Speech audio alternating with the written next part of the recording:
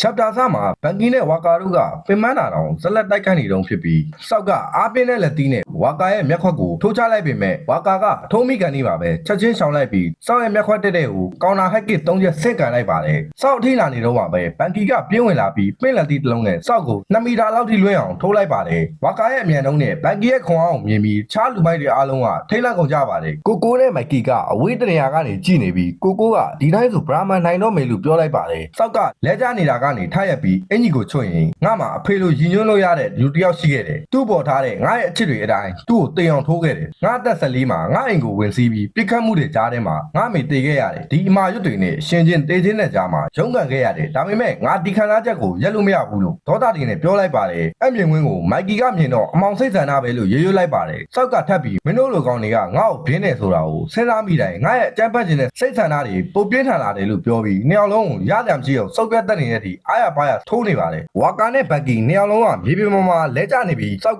ကောင်းကင်ကြီးကိုကြည့်ရင်ငါရဲ့ဒီစိတ်ကြောက်ပဲအကြမ်းဖက်ရတာကိုပိုဆွဲလန်းလာတယ်လို့ရေရွတ်မိနေပါတယ်တိုက်ပွဲကအချိန်ကြာလာတာနဲ့အမျှလူမိုက်တွေအားလုံးဒီပါမြေပြင်ပေါ်မှာလဲကျနေကုန်ကြပါပြီကာကူချိုတယောက်ကမိုက်ကီရှိကိုရောက်လာပြီးတိုက်ပွဲတစ်ခုလုံးရက်ကြည့်နေတာမင်းမဟုတ်တဲ့အတိုင်းပဲလို့ပြောလိုက်တော့မိုက်ကီကငါဒီတိုင်းရက်ကြည့်နေလို့ရမယ်ထင်နေတာငါအမြဲတမ်းမင်းနဲ့တိုက်ခိုက်ချင်နေခဲ့တာလို့ပြောလိုက်ပြီးကာကူချိုကမိုက်ကီကိုစိန်ခေါ်လိုက်ပါတယ်တစ်ဖက်မှာတော့ဆန်းကျူတယောက်ကစောက်ရဲ့အရှိကိုရောက်လာပြီးအာကာရှိကရက်လိုက်မင်းစောက်ကိုနိုင်ယူဖို့စောသေးတယ်ငါတို့3ယောက်ဒီတိုက်ပွဲကိုကင်လွယ်လို့ရသေးတယ်လို့ပြောနေပေမဲ့ဆန်းကျူကဗဇက်ပိတ်တာအာကာရှိငါတိုက်ပွဲကိုဒီလိုမျိုးမဖြစ်စေချင်ခဲ့ဘူးဒါပေမဲ့ဒီတိုင်းတာဆိုရင်ဘရာမန်ကအဆုံးသက်သွားလိမ့်မယ်လို့အော်ပြောရင်စောက်စီကိုအတင်းပြေးဝေပြီးတိုက်ခိုက်ပါတယ်ဒါပေမဲ့စောက်ကခွန်အားတွေကြံနေသေးပြီးကောင်နာလက်သီးနဲ့မျက်ကောက်ကိုထိုးချလိုက်တာကြောင့်ဆန်းကျူတယောက်အဝေးကိုလွတ်ထွက်သွားပါတယ်ထိုမြင်ကွင်းကြောင့်အာကာရှိကစိတ်ပူကြီးနဲ့တော်သိမိဆန်းကျူဘန်ကီနဲ့ဝါကာတို့ရှော့တွက်နေတာပဲမင်းဒီတိုင်းပွဲကိုမနိုင်နိုင်ဘူးလို့ပြောလိုက်ပါတယ်အဲစကားကြောင့်တာကီမီချီကကြောင်ရသွားပြီးဘာကိုပြောတာလဲလို့မေးလိုက်ပါတယ်အာကာရှိကလည်းဆန်းကျူကနဖျားသုံးပါးနဲ့ပါနေရတာဘလက်ဒရာဂွန်ရဲ့လောင်းရင်ကြောက်ပဲဆန်းကျူကဒီတိုက်ပွဲကိုတယောက်တည်းမတိုက်ခိုက်နိုင်ဘူးလို့ရှင်းပြလိုက်တာကြောင့်တာကီမီချီတယောက်ကဒါကမကောင်းတော့ဘူးလို့ရေရွတ်မိလိုက်ပါတယ်အာကာရှိက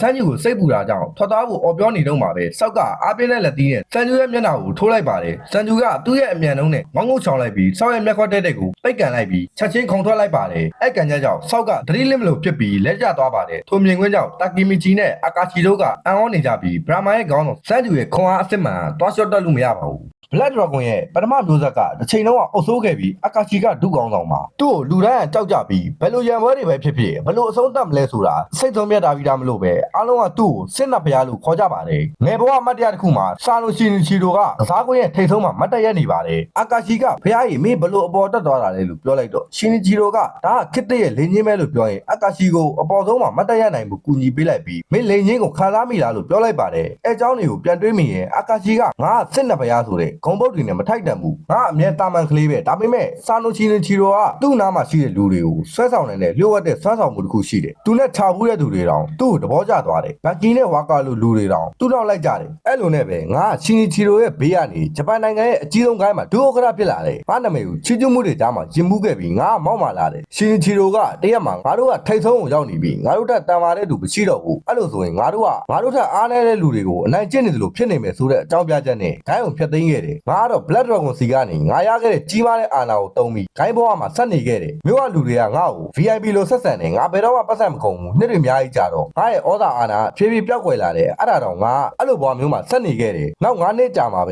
ခိုင်းထားတဲ့ဘဝနေထိုင်မှုပုံစံကအဆုံးသတ်ခဲ့တယ်ငါရခဲ့တာဆိုလို့စုပုံနေတဲ့အကျွေးတွေပဲအဲ့ချိန်မှာပဲရှင်ကြီးကိုတည်သွားတဲ့သတင်းကိုကြားခဲ့တယ်ဒါပေမဲ့ငါပတ်စံတွေအတွက်ရုန်းကန်နေရလို့ဘာမှမလုပ်ပေးနိုင်ခဲ့ဘူးနောက်9နှစ်ကြာ2005ခုနှစ်မှာစန်းကျူလေးကတိုကျိုမန်ဂျီကိုင်းရဲ့ပြိုင်ဘက်ကင်မိုက်ကီကိုအနိုင်ယူခြင်းနဲ့အဲ့ဒီဟာမို့လို့ညီမရဲ့ကိုပိုင်ကိုင်းကိုဖန်တီးခြင်းတယ်လို့ပြောလိုက်တော့အာကာရှိကကြောင်းရသွားပြီးနေဖွဲ့တစ်ခုထောင်းလို့လားလို့ပြန်မေးလိုက်ပါတယ်ဘန်ကီကလည်းမင်းညီမလေးရဲ့ခွန်အားနောက်ဆရာမဟုတ်ဘူးလို့ပြောနေတော့မှာပဲဝါကာအားကစားရုံတစ်ခုလုံးမှာမင်းညီမလေးကိုနိုင်တဲ့လူတယောက်မှမရှိဘူးလို့ဝင်ထောက်ခံလိုက်ပါတယ်စန်ဂျူကညီမကိုယုံလို့ရပြီးအဖွဲကိုလမ်းပြပေးမဲ့လူတယောက်လိုချင်တယ်အဲ့ဒီနေရာကိုဖြည့်ဆည်းပေးနိုင်မလားလို့ပြောလိုက်တော့အာကာရှိကမျက်ရည်တွေဝဲလာပြီးငါကကျိုးပဲ့နေပြီးခွန်အားမဲ့နေခဲ့တာဒါပေမဲ့သူတို့ကငါရဲ့အစီတရားကိုလက်ခံပေးခဲ့တယ်ဒါကြောင့်ပဲငါကသူတို့ကိုငါမှရှိသမျှအားလုံးနဲ့ပေးဆက်ဖို့ဆုံးဖြတ်လိုက် လိုက်တယ်လက်ရှိချိန်မှာတော့အာကာချီကစန်းကျူရဲ့အနားမှာတူးထောက်ကြနေပြီးအားလုံးကငါ့ရဲ့အမားပဲငါ့ရဲ့ယုံကြည်မှုအားလုံးကိုမင်းဒီမှာဆုံးရှုံးလိုက်ရပြီလို့မျက်ရည်တွေကျလာပြီးပြောလိုက်ပါတယ်စန်းကျူကနေအားလုံးမားနေပြီဒါဒီအားလုံးကနေမားမဟုတ်ဘူးဒါကငါတာဝန်ပဲငါနဲ့ကိုမထားခဲ့နိုင်ဘူးငါကလည်းဒရာဂန်ရဲ့တည်ဆုံမှုအတွက်တာဝန်ရှိတယ်ငါကဗြဟ္မန်ရဲ့ခေါင်းဆောင်အနေနဲ့လုံနိုင်တာဆိုလို့ဒီမကောင်းဆိုးဝါးကိုအနိုင်ယူဖို့ပဲရှိတော့တယ်လို့စောက်ရဲ့မျက်လုံးတွေကိုစိုက်ကြည့်ပြီးပြောလိုက်တော့စောက်က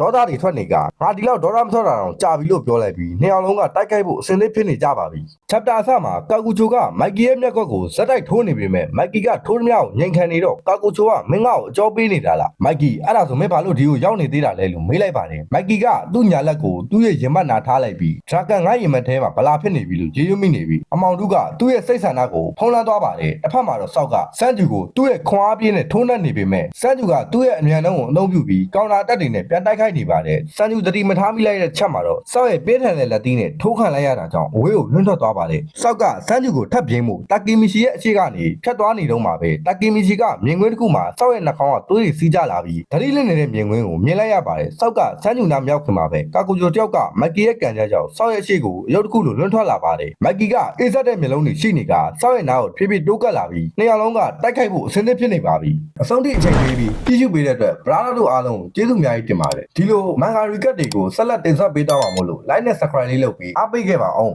နောက်ထပ်ဗီဒီယိုတွေမှာပြန်ဆောင်ကြမယ်